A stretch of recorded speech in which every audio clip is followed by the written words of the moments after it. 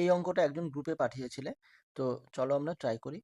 এক ব্যক্তি 100 টাকায় কিছু দ্রব্য কিনে 4/7 অংশ 21% ক্ষতিতে বিক্রয় করলো।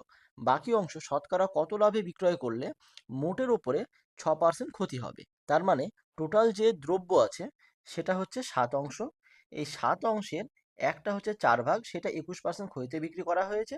আর বাকিটা 3 অংশ, সেটা কত লাভে বিক্রি করলে মোটের উপরে 6% ক্ষতি হবে। এই হচ্ছে অঙ্ক। তো এটা আমরা কিসে করব?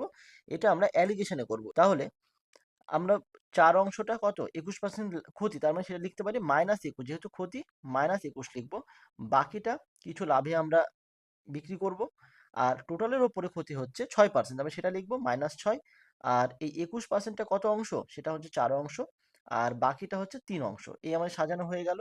তাহলে -21 মাইনাস -6, এটা কি? সেটা হচ্ছে 3, তাহলে সেটা কত হবে? -15। কিভাবে?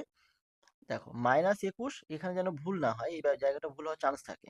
তাহলে কি হয়? -21 মাইনাসে মাইনাসে +6 সমান কত হয়? -15 হয়ে গেল। তো এই জন্যই -15।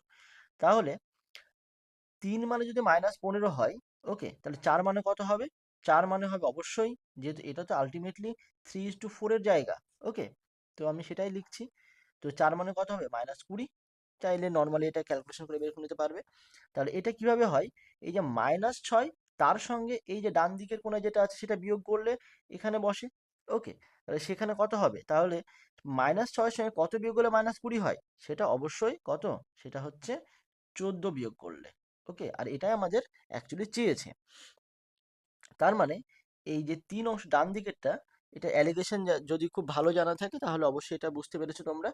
তাহলে এই 3 অংশটা 14% লাভে বিক্রি করতে হবে। তো অ্যান্সার কত হচ্ছে? অ্যান্সার হচ্ছে সি। তো এটাই অ্যান্সার।